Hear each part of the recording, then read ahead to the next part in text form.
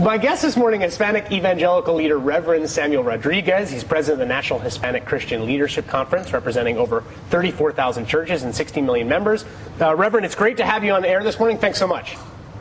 Thank you for having me. I want to start off with this topic we're talking about, the sort of fixation last night, the focus on the relationship between states and federal government. How much do you feel that is a visceral, that's viscerally important to you and to the constituency that you are interacting with?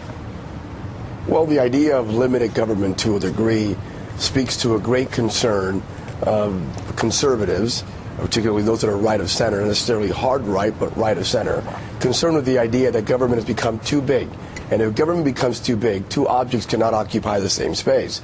So if government is growing, then the family is decreasing, and other institutions that we hold near and dear in communities of color or ethnic communities like Latinos and African Americans that adhere to a strong faith narrative believe that some of our individual rights somehow are sacrificed on the altar of big government. Now, that's sort of the parlay speak engaged in conservative circles. To be honest with you, as a Latino center-right conservative, I think we have some other concerns that go way beyond yesterday's debate. I think yesterday we did not have too many African Americans or Latinos tuning into a debate where three attorney generals were speaking to Newt Gingrich on whether or not the individual mandate endorsed by the Heritage Foundation in 1994 somehow is germane to 2012.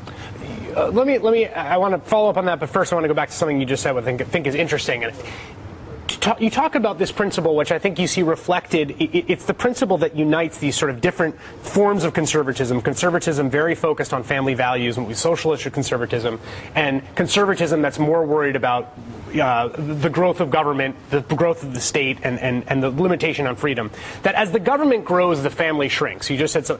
And it seems to me, I just had a newborn child, and I have friends in Canada who have a state-mandated 5 months of fully paid paternity leave. It's split between mothers and fathers, and it can be, I think, up to a year. But the point being, there are places in which state policies like that, more socially democratic governments that have larger government, seem also to produce more family-friendly policies. I think a lot of Americans would love to have 6, 8, 10, 12 months after the birth of a child to care for them and to sort of bring their family together, and our lack of family-friendly policies like that make that difficult. Isn't there some contradiction there? There is to a degree, but particularly in communities of color. Let me apply those optics for now. When we have seen government programs way beyond LBJ, but since LBJ up to this moment, government programs that have in essence, I think with a great heart, many good intentions at the end of the day, but the result has been one that has run counter to, let's say, mobility. For example, we have communities in Los Angeles, New York, Orlando, Dallas, where the father is no longer in the home for many reasons, some social economic reasons. The reality is that with government subsidizing that family, we still see communities of color struggling. The issue is personal responsibility and uber subsidization. I do believe government has a role in taking care of those that cannot take care of themselves. So communities of color may differ from white conservatives on this issue. The question is, when is government too big? When is government replacing the role of a family where it's jeopardizing the success and the vertical mobility of that family? Let me just, Rick Santorum had some really interesting things to say on that. We have a number of people who want to respond to that, but I'm going to take a break right now. We're going to come back and continue this conversation with Reverend Sam Rodriguez. Stick around. What is at the heart of this is America is a moral enterprise, and that we are sick from the inside when it comes to the state of our family and the state of this moral enterprise that is America. When we have thousands of children being aborted still every day, and we see marriage being attacked and falling apart, a truce is really not a truce in this case. It's a surrender. As Rick Santorum last night at Mike Huckabee's forum on Fox News. And he's talking about, when he talks about the truce in the end, he's talking about this notion of a social issues truce. And that's something that Mitch Daniels, governor of Indiana, proposed, which basically said, look, conservatives, we need a social issues truce. We need to stop pushing on abortion, gay marriage. They're alienating independent voters. We need to focus on the debt, the size of government. And Reverend Rodriguez, who we have as a guest this morning, What do you make of that when you hear that?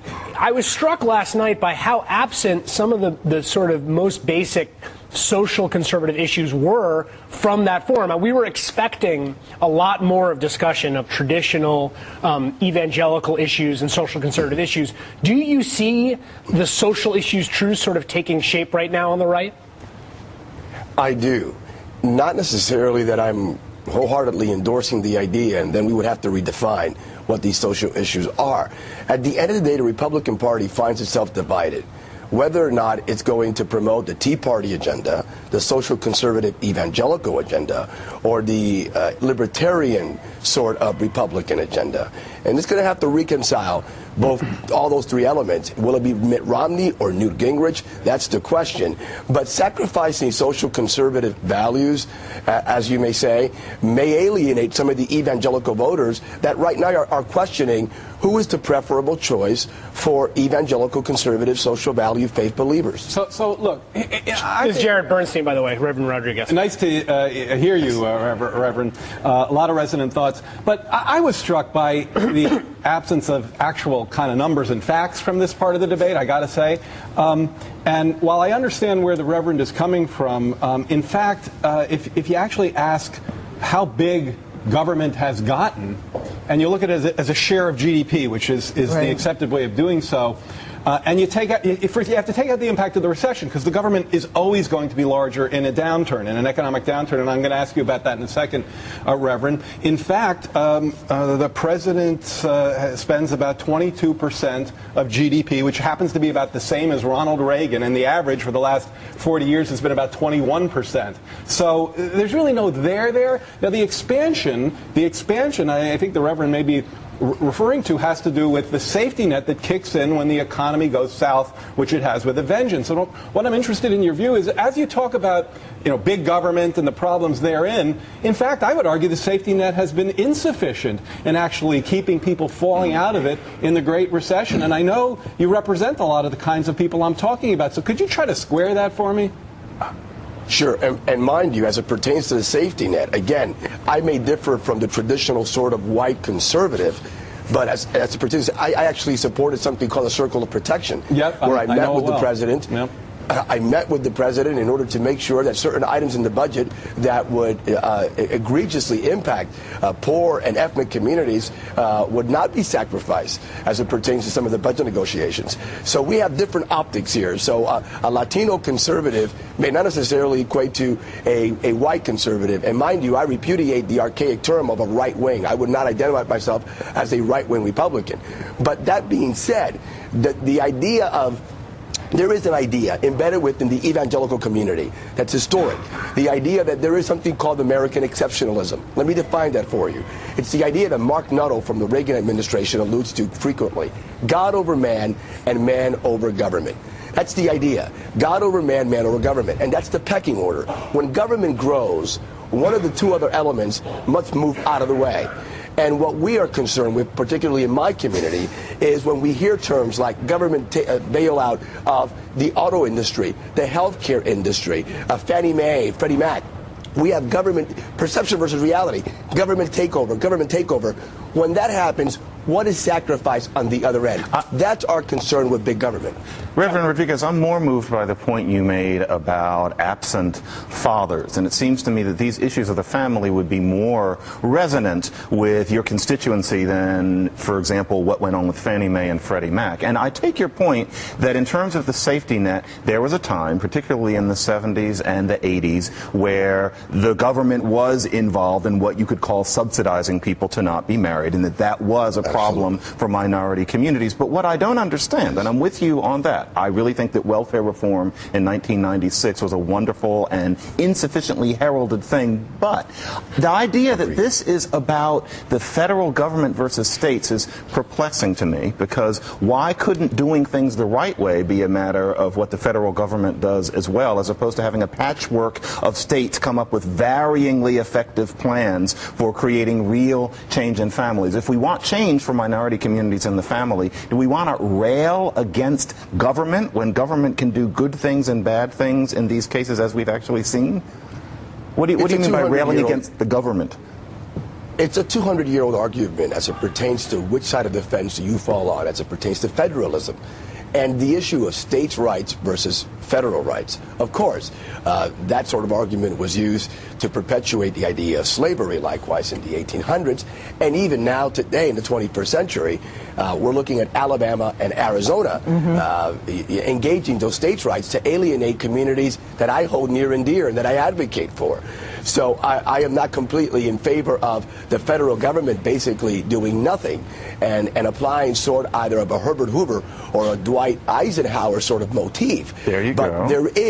There is an egregious, in my opinion, intrusion in certain areas that where the states do have the responsibility of pushing back, particularly in the area of education. I do have a concern. I'm not advocating right now doing away with the Department of Education, but I do have some concerns. Federal mandated, federal stipulated, some educational metrics laid out there. The federal government is just to be clear. I mean, the federal government is actually a very small partner in education at state and local level. It's about 8% of the total. Now, I understand your point around mandates, but I'd argue that, if anything, has come more from the conservative base than otherwise. And one of the things that was discussed last night at great length was the Race to the Top program, which the Obama administration has put in place, which has been using this sort of quite novel and clever means of getting policy changes, of essentially having a pot of money that states can compete for. Now, the agenda they're pushing, a lot of people that write for our magazine, The Nation, are not very happy about, and that's sort of a separate question. Reverend Rodriguez, I'm going to ask you to stick around for a little bit more, because I want to talk about what you alluded to in terms of immigration. And Newt Gingrich talked about that last night. We're going to discuss that right after this. I'm suggesting that this only apply to people who've been here a very long time, who have a real tie to the local community, and we're exploring the idea that they would actually have to have a family sponsoring them to be eligible for review. Now, to suggest that a model that only works after 20 or 25 years is going to be a magnet, I think is nonsense.